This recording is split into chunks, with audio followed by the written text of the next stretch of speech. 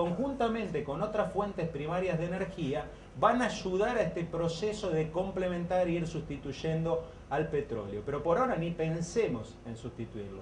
El desafío de hoy está prácticamente resuelto. Encontrar combustibles que puedan ser utilizados por los motores convencionales sin reforma. Ahí tenemos el biodiesel, el bioetanol y otros.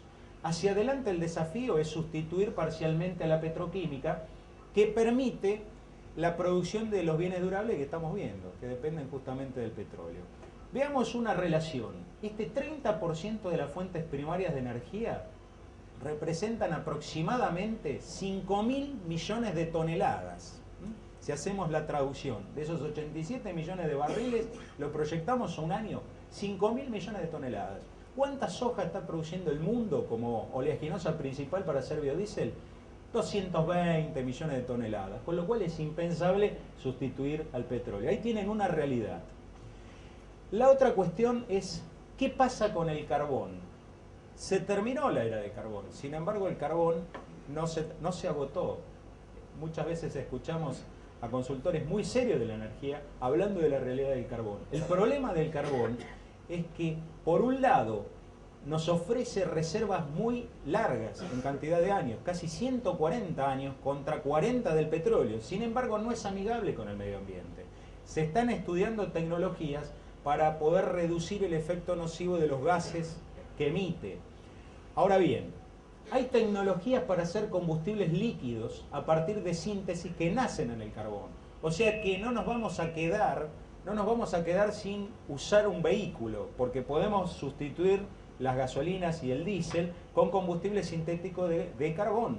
El problema es cómo resolvemos el problema ambiental, valga la redundancia. Entonces el mundo empezó a comprometerse con un desarrollo sustentable del medio ambiente, básicamente a partir de la ratificación de Kioto, que se convirtió en un tratado internacional, y va a seguir en esa senda. Ahora, ¿realmente es sustentable el carbón? Yo diría, no, es abundante, pero todavía no es sustentable. Como la investigación y desarrollo, el avance de la ciencia y tecnología no se detiene, no habría que sorprenderse dentro de un tiempo no muy lejano y donde empecemos a encontrar una solución al problema ambiental del carbón. O sea, no estamos desamparados en el mundo en materia energética. La tercera fuente en importancia es el gas natural, que históricamente tuvo un problema serio en materia de transporte. Esa es una restricción. Hay mucho gas en el mundo, el problema es transportarlo a costos razonables. Por un lado, el carbón representa el 25% y el gas natural alrededor de un 21%. El resto, básicamente, es energía nuclear, que tiene mucho futuro, en la medida que se aumente las medidas de seguridad vigentes. Hay muchas restricciones de otros tipos, restricciones estratégicas en muchos casos. La energía hidráulica, de la que se produce hidroelectricidad, también es una energía renovable, y alrededor de un 13% le queda la biomasa en distintas formas. Cuando hablamos de biomasa es cualquier recurso orgánico surgido de la biodiversidad, residuos forestales, desechos orgánicos, leña vegetal y otras fuentes como por ejemplo las cáscaras o residuos de la industria de molienda de oleaginosas. Aquí adentro están los biocombustibles.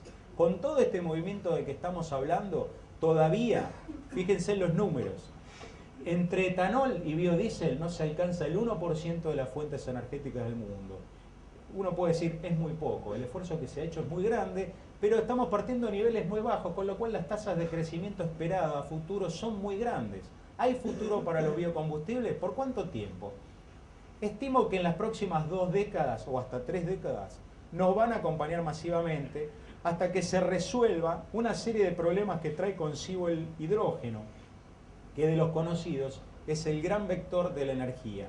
Seguramente, pienso, por lo menos con los elementos de juicio que hoy tenemos, se va a usar en forma indirecta, es decir, a partir del hidrógeno, una pila de combustible o algún otro elemento generado por la ciencia, se va a generar energía eléctrica y a partir de ahí el mundo va a empezar a resolver gran parte de los problemas del transporte. Acá en Argentina tenemos un prototipo muy interesante, un equipo técnico de la Facultad de Ingeniería de la UBA, que está a cargo del ingeniero Miguel Laborde, generó lo que se llama el conversor Laborde, que permite usar hidrógeno a partir de etanol que se transporta en el mismo vehículo, en el tanque de combustible, y después se genera energía eléctrica. Es un avance científico importante que se está mirando mucho en el mundo, inclusive una empresa española muy grande compró la primer patente sobre este tema. O sea, se está avanzando en el mundo seriamente con distintas alternativas energéticas. No tenemos que dejar de lado la geotermal, la solar, tenemos la eólica, que en Argentina somos privilegiados. En la Patagonia tenemos un régimen de vientos especial. Tenemos que darnos cuenta, si nos diéramos cuenta de los recursos naturales que tenemos, pasamos directamente a un lugar privilegiado en el contexto mundial. Eso pasa por que tenemos que querernos más también. Hacia futuro, Argentina tiene que ponerse definitivamente en el camino de las energías renovables, justamente por los recursos de los que dispone. No tenemos que desaprovechar ni poner ideologías que son distintas a nosotros. Un país que históricamente exportó petróleo, mal puede pretender que los alimentos sean caros. Les conviene que el petróleo sea caro. Y la principal variable en los costos agrícolas, acá veo varios productores agrícolas importantes, justamente son los derivados de petróleo. El petróleo está presente en la etapa de siembra, de la etapa de post-emergencia, en la cosecha, está con los fertilizantes a través del gas natural, en el transporte, en el acondicionamiento, en la industrialización. Esa es la primera variable. Pensemos que hace no más de 10 años atrás el petróleo estaba en torno a hasta entre 10 y 15 dólares el barril. Multiplicó en algún momento este año por 10.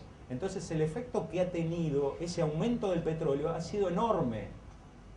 Como contrapartida, países integrantes de la OPEP se ven amenazados por el desarrollo de energías alternativas. Entonces no cabe ninguna duda de que hay una campaña. Por supuesto que si uno quisiera convertir todas las materias agrícolas en biocombustibles, entraríamos en una situación disparatada. No se está planteando eso. Cuando se habla acá en nuestro país de la soja, consideremos que si se convierte en biocombustibles, del peso total del grano, solo un 18% es aceite y el 77% es harina proteica de la que se produce en carne, con lo cual el efecto es menor. Y como siempre comenta en sus charlas Héctor Huergo, debemos considerar que el aceite en la dieta humana es un aditivo. Los médicos, cuando uno tiene algún problema de salud, nos dicen consuma menos grasas y aceites vegetales. Entonces el problema no es tan